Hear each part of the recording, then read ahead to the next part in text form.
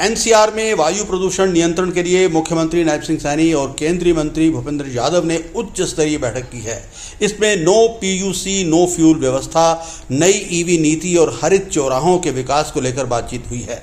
सरकार प्रदेश में जल्द ही वाहनों को पीयूसी न होने पर पेट्रोल डीजल देने पर प्रतिबंध लगाने का फैसला ले सकती है।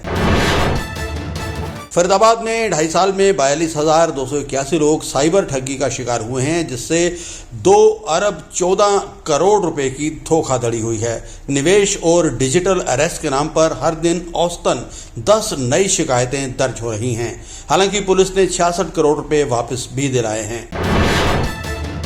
फरूखनगर अनाज मंडी के विकास के लिए कई घोषणाएं की गई हैं, जिसमें नया टीन शेड और अटल कैंटीन शामिल हैं। कालियावास में 21 एकड़ भूमि पर हरियाणा की सबसे बड़ी जैविक सब्जी मंडी विकसित की जाएगी। किसानों और उपभोक्ताओं को इसका लाभ होगा। SIR के तहत जारी ताज़ा आंकड़ों में फरीदाबाद उन 6 जिलों में सबसे ऊपर है जहां सबसे अधिक मतदाता सूची से बाहर हो सकते हैं। फरीदाबाद में 5,18,461 मतदाताओं के फॉर्म एकत्रित नहीं हो सके।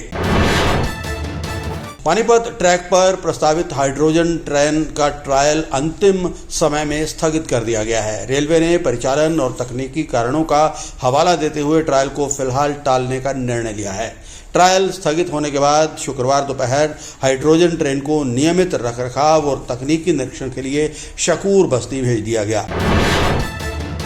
रोहतक के पास घर के बाहर गली में बैठकर हुक्का पी रहे बसाना गांव के 80 साल के बुजुर्ग साधुराम का डंडा मारकर पुत्र वधू ने सिर फोड़ दिया। घटना 21 जुलाई की शाम 7:30 बजे की है। वारदात नजदीक लगे CCTV कैमरे में कैद हो गई है।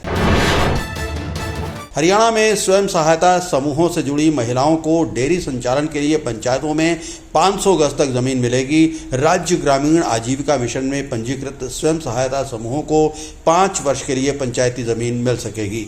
राज्य में पंचायती जमीन पर पट्टा देने के लिए सभी जिलों में 3-3 सदस्यों की समिति का गठन किया गया है।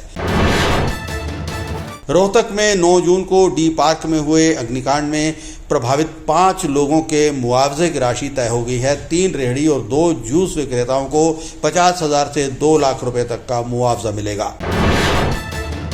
महेंद्रगढ़ जिले के कनीना उपमंडल के गांव गाहड़ा निवासी भारतीय नौसेना के जवान रविकांत का ड्यूटी के दौरान निधन होने से पूरे क्षेत्र में शोक की लहर है। शुक्रवार को उनका पार्थिव शरीर गांव पहुंचने पर परिजनों का रो रो कर बुरा हाल हो गया। गांव की गलियां भारत माता की जय और रविकांत अमर रहे के नारों से गूंजती रही। सोनीपत जिले के गोहाना गांव के कथूरा के कराटे खिलाड़ी अशोक कुमार ने अमेरिका के एरिजोना राज्य की फीनिक्स शहर में आयोजित वर्ल्ड कराटे चैंपियनशिप में रजत पदक जीतकर प्रदेश और देश का नाम रोशन किया है।